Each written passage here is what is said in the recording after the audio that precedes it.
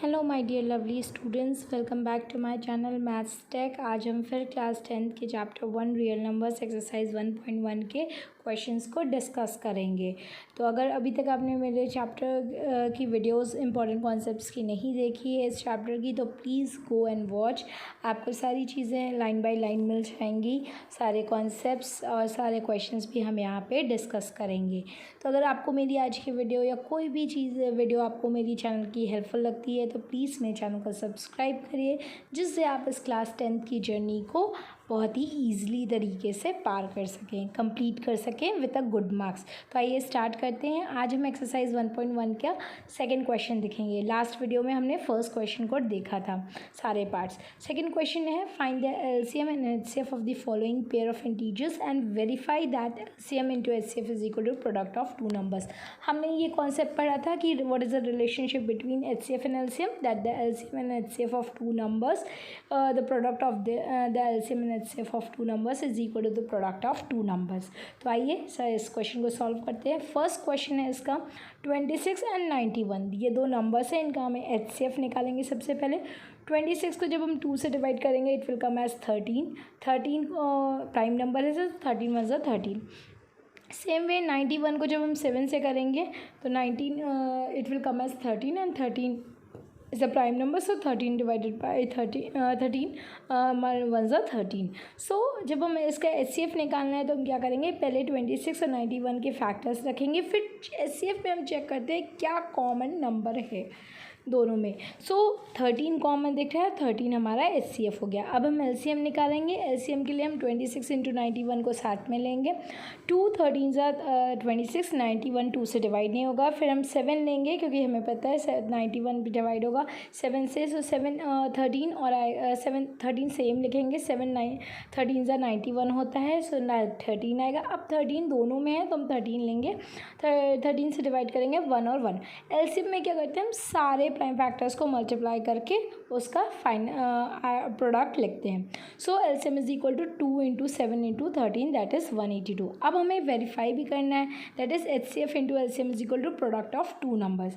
तो हम सबसे पहले एलएचएस लेंगे। एचसीएफ हमें मिला 13, एलसीएम मिला 182, दोनों को मल्टीप्लाई करेंगे 2386 आए। अब उसके बाद हम आरएचएस को भी देखेंगे। आरएचएस में हमारा है दो प्रोडक्ट ऑफ टू नंबर्स, जो हमारे नंबर है 26 और 91। उसका भी जब प्रोडक्ट करेंगे तो वो 2386 आएगा। तो आप देख सकते हो LHS is equal to RHS है, तो हम उसको लिखेंगे और हैंस वेरीफाइड।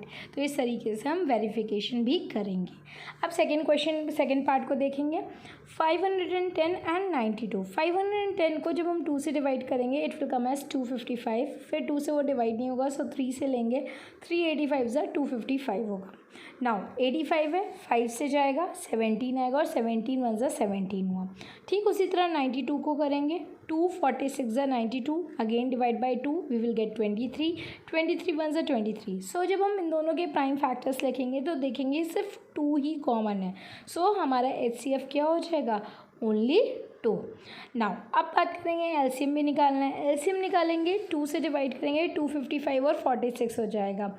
नाउ अगेन हम 2 से डिवाइड करेंगे, 255 तो सेम रहेगा बट 46 हमारा 23 से डिवाइड हो जाएगा। फिर 3 से करेंगे, 385 ज़ा 3 से 255 डिवाइड होगा, 85 आएगा और 23 एज इट इज़ आएगा। फिर 5 से करेंगे, 17 मिलेगा हमें 85 की जगह और 23 सेम कॉपी डाउन करेंगे। 17 से डिवाइड करेंगे, 17 वन से 17 हो जाएगा, 23 बचेगा। फिर 23 को भी हम डिवाइड करेंगे, सो 23 से डिवाइड करेंगे तो 1 जाएगा। हमें फिर एलसीएम करने के लिए हम सारे प्राइम फैक्टर्स को मल्टीप्लाई करेंगे, we will get the answer 23,460। अब वेरीफाई करते हैं। अगेन हम एलएचएस लेंगे, HCF into LCM, 2 into 23,460। HCF हमारा 2 था, एलसीएम हमारा 23,460। मल्टीप्लाई करने पे हमें 46,920 मिला। अब आरएचएस देखेंगे, प्रोडक्ट ऑफ टू नंबर्स मतलब 510 मल्टीप्लाइड बाई 92। जब हम उसको मल्टीप्लाई करेंगे हमें अगेन आंसर मिलेगा 46,920। एलएचएस और आरएचएस हमारा इक्वल है, so we will write since LHS is equal to RHS hence verified. अब इस थर्ड पार्ट पे आते हैं। थर्ड पार्ट में हमारा 2 नंबर्स है 336 एंड 54। 336 का जब हम एचसीएफ निकालेंगे, 2 से डिवाइड करेंगे 168 आएगा। 168 आएगा, फिर उसके बाद 2 से अगेन डिवाइड करेंगे 84 आएगा, 2 से डिवाइड करेंगे 42, 2 से डिवाइड करेंगे 21 को हम 3 से डिवाइड करेंगे 7 और 7 को 7 से डिवाइड करेंगे 1। 54 है हमारा दूसरा नंबर, 2 से डिवाइड करेंगे 27, 3 से डिवाइड करेंगे 9 आएगा 27 को, 9 को हम 3 से डिवाइड करेंगे 3 आएगा और 3 1 3 होता है। अब ऐसे दोनों के कॉमन देखेंगे तो 2 और 3 है, तो 2 इंटू 3 6 हो जाएगा।